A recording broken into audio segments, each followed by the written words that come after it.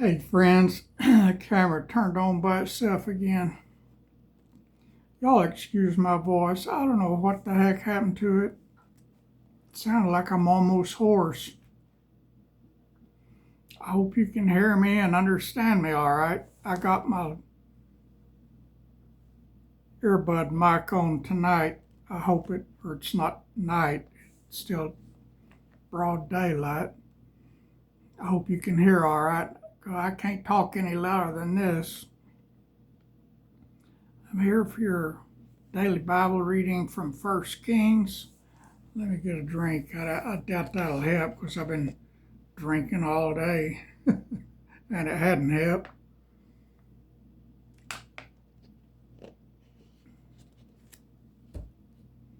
Had my house cleaner, Paige, set to come work today, and I told her I didn't feel like it, that I was going to bed early, so my house is still dirty. It's not really dirty. It's cleaner than, I think it's cleaner than any house here in town I've ever been to, but it needs cleaning. So maybe tomorrow she'll come. She does a good job. I can do a good job. I just don't feel like doing the floors. It hurts my back too much to bend over and mop and sweep. That's rough on the back, and my back's bad anyway. Let me shut up and start reading. I'm going to go to bed before the sun goes to bed today. And the last couple of chapters in 1 Kings were long. I mean, they could have been a book by themselves, they were so long. This one, chapter 9, it's not so long, so I got plenty of time for Rednek Ramble, but I don't have any Rednek Ramble to give you. That's a shocker, I know, but I don't. I didn't do anything exciting today. Nothing happened around here. I went to the grocery store for the sole purpose of buying grapefruit because I ate my last grapefruit this morning and they didn't have any. So I would buy bags of grapefruit. They didn't have any. And so I bought a bag of lemons. Y'all aren't going to believe this, but I like eating lemons just like an orange or a grapefruit. I peel it and eat it. I love lemons. Let me show you.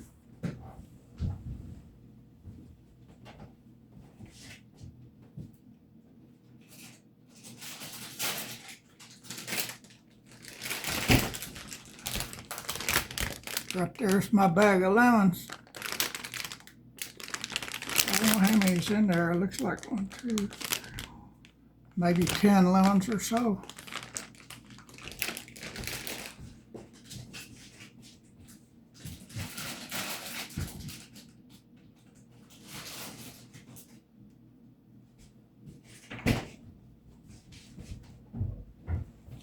And yesterday I cooked that pot of white northern beans. When I worked in Houston, there's a little small hole in the wall kind of restaurant downtown Houston. Oh, I got a cramp in my leg.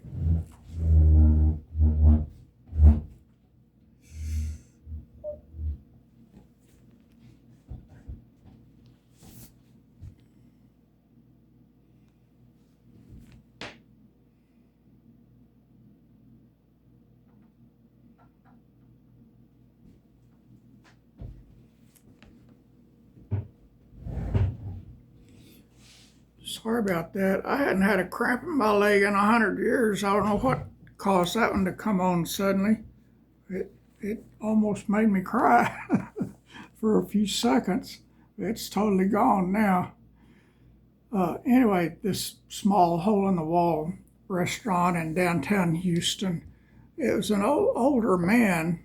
I was, in my late 20s, early 30s then, and he was probably 60 or so.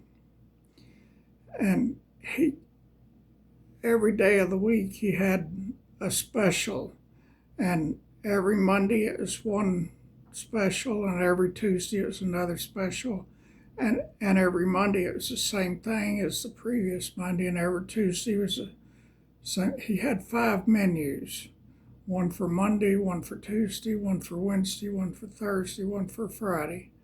And he was closed on Saturday and Sunday because there ain't many people in downtown Houston on the weekend. You drive downtown Houston Monday through Friday, and it's going to be bumper to bumper car. You drive down there on Saturday and Sunday, there ain't going to be hardly any cars. When I lived there, there's a Foley's and a Joski's big department store downtown. And Monday through Friday they were packed, but they were open on Saturday too, and there was nobody there. And so when it came time for Christmas shopping, I told my wife, we're going to go downtown.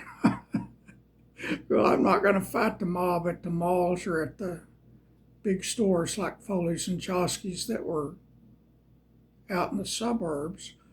So we drove downtown and went shopping, and there wasn't hardly anybody in the store because it was downtown, and nobody goes downtown on the weekends. But that's that. Okay, you got your redneck rant. Now here's the most wonderful book in the world, y'all. I love reading this book. I love just holding this book. It feels like I'm caressing and holding God when I hold this book in my hands. There are so many reasons that I keep telling God that I know I can't take any earthly possessions to heaven with me, but I sure would like to take my Bible and Kitty Callie. That's what I would take if I could pick 2 things. It would be Kitty Callie and my Bible. There's nobody to take care of Kitty Callie when I'm gone. And it's going to be an evil world. It's already an evil world. And it hurts me to think about what's going to happen to her when I'm gone. My friends here, I don't have many friends here, but the ones I do here don't like cats. So I don't know what'll happen. And when I get raptured out of here, I keep praying, telling God to rapture her with me. But I don't know if he'll do that or not. But I pray for that every day. Oh, I got that cramp again. Man, I'm sorry, y'all.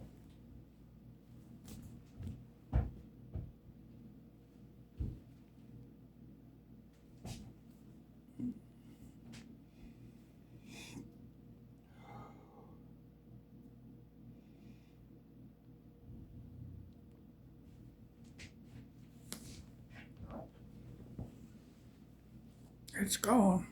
I don't know what's causing that. I do not remember the last time I had a leg cramp. I get cramps in my stomach muscles a lot, but I don't remember the last time I had a leg cramp. Let me sit differently, kind of hanging off the edge of my seat. Maybe that'll help. I don't know. I'm sitting on a big, tall pub stool. This table is a pub table. It's a lot higher than a regular table, so it's got tall chairs that goes with it. But I've never had a problem before, so I don't know what the problem is tonight. Let me shut up and read 1 Kings chapter 9. And it came to pass, when Solomon had finished the building of the house of the Lord, and the king's house, and all Solomon's desire which he was pleased to do, that the Lord appeared to Solomon the second time, as he had appeared unto him at Gibeon. And the Lord said unto him, I have heard thy prayer and thy supplication that thou hast made before me.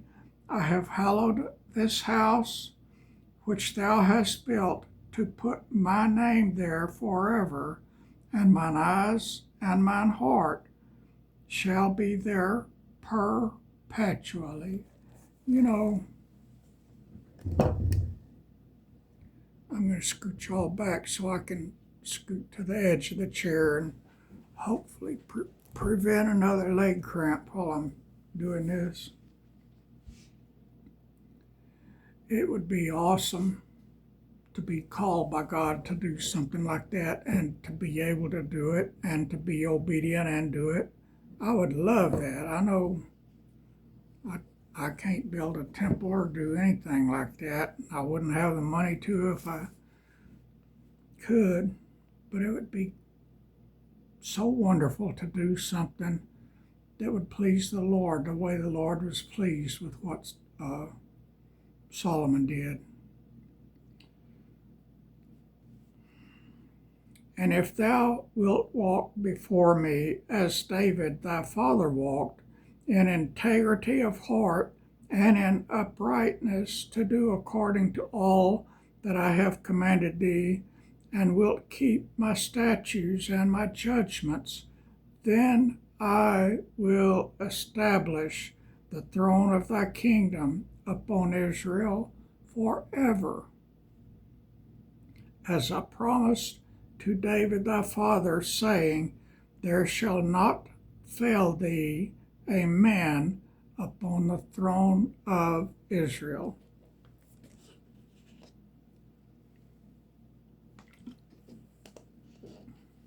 But if ye shall at all turn from following me, ye or your children, and will not keep my commandments and my statutes which I have set before you, but go and serve other gods and worship them, then will I cut off from Israel out of the land which I have given them, and this house which I have hallowed for my name, will I cast out of my sight, and Israel shall be a proverb and a byword among all people.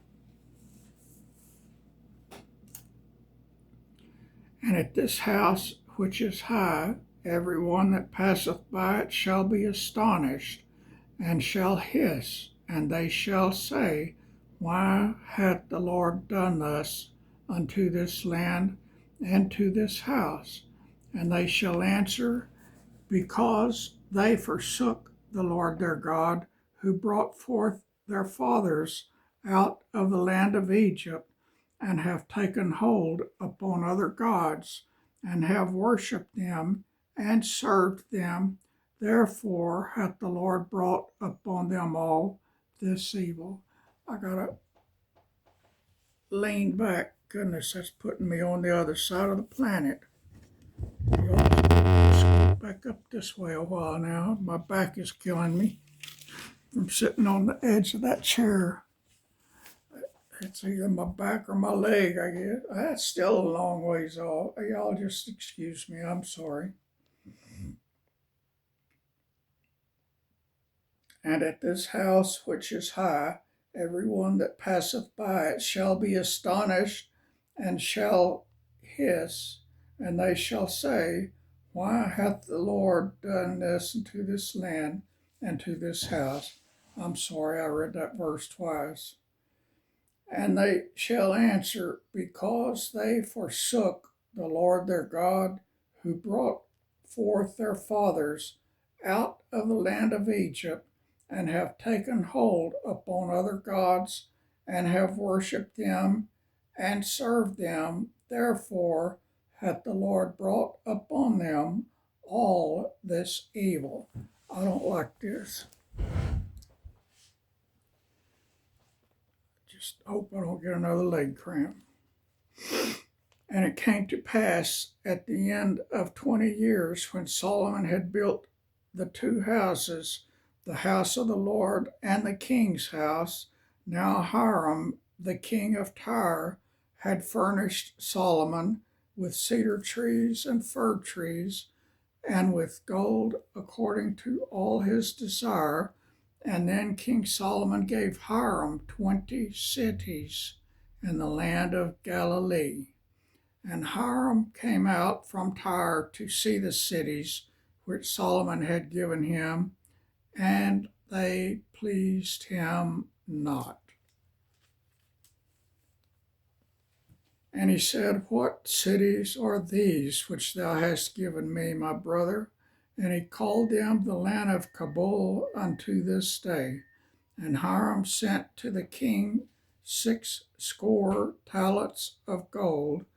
And this is the reason of the levy which King Solomon raised, the levy which King Solomon raised, for to build the house of the Lord, and his own house, and Millo, and the wall of Jerusalem, and Hazor, and Megiddo, and Gezer. I don't know if I'm pronouncing those right or not, but that's what they look like. For Pharaoh, king of Egypt, had gone up and taken Gezer, whatever, and burnt it with fire, and slain the Canaanites that dwelt in the city, and given it for a present unto his daughter, Solomon's wife. And Solomon built Gezer and Bethhoron the nether, and Baalath and Tadmor in the wilderness in the land, and all the cities of store that Solomon had, and cities for his chariots, and cities for his horsemen, and that which Solomon desired to build in Jerusalem, and in Lebanon, and in all the land of his dominion. And all the people that were left of the Amorites, Hittites, Perizzites, Hivites, and Jebusites, which were not of the children of Israel, their children that were left after them in the land, whom the children of Israel also were not able utterly to destroy, upon those did Solomon levy a tribute of bond service unto this day. But of the children of Israel did Solomon make no bondsmen, but they were men of war, and his servants, and his princes, and his captains, and rulers of his chariots and his horsemen.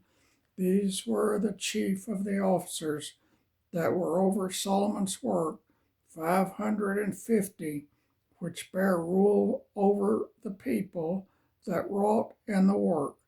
But Pharaoh's daughter came up out of the city of David unto her house, which Solomon had built for her.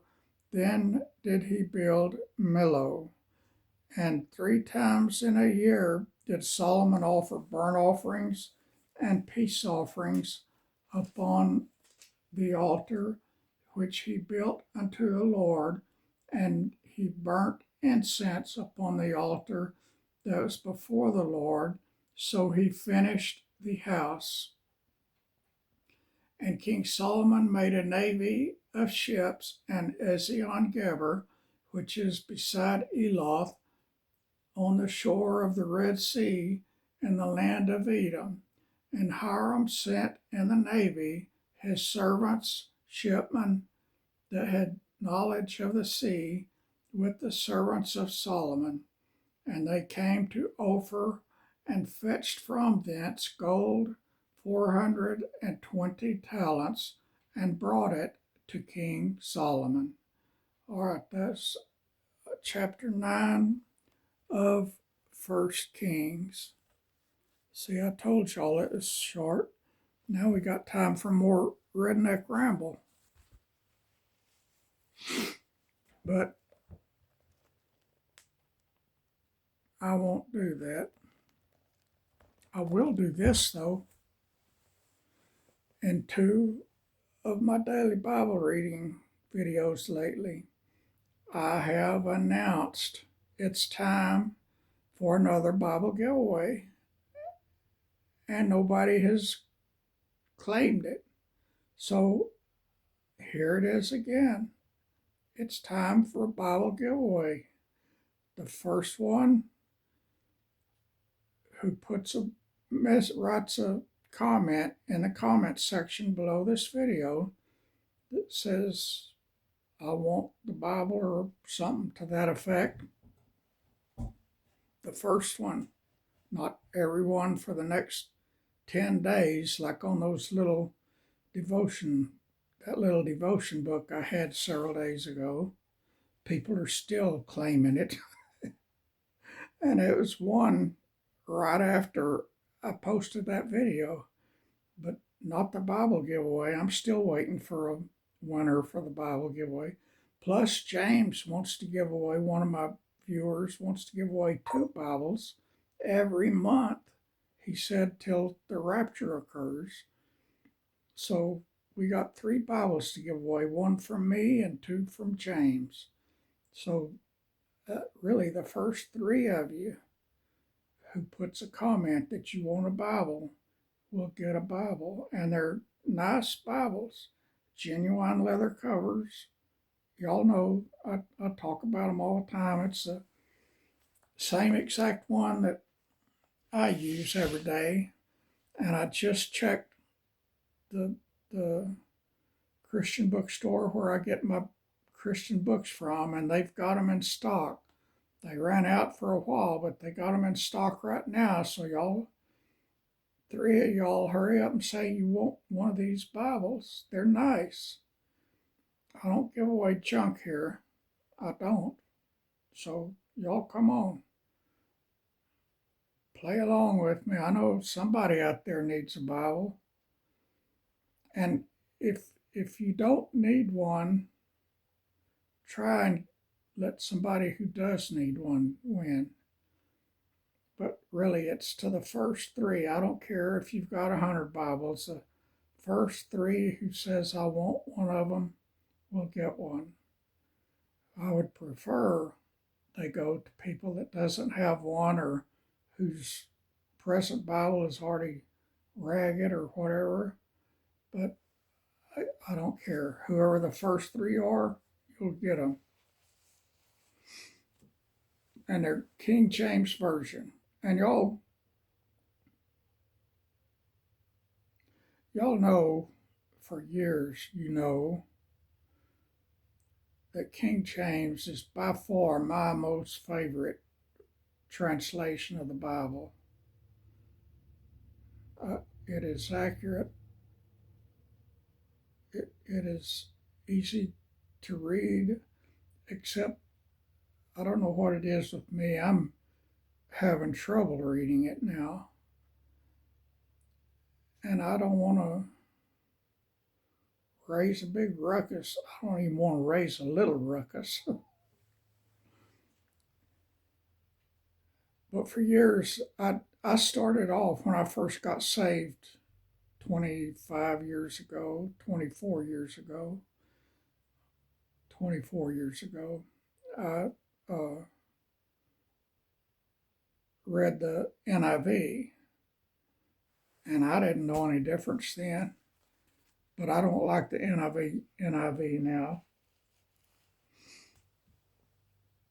And then I went from the NIV to the New King James, and I used the New King James a long time, and I liked it, and I still like it. And then I started the regular King James, and I love the regular original King James Version. It is my favorite. But I'm thinking about going back to the New King James because it's a lot easier for me to read. I get tongue-tied and twisted up trying to read the old King James Version. When I lived in England, I learned this kind of English. But that was a long time ago, y'all. That was 24 years ago.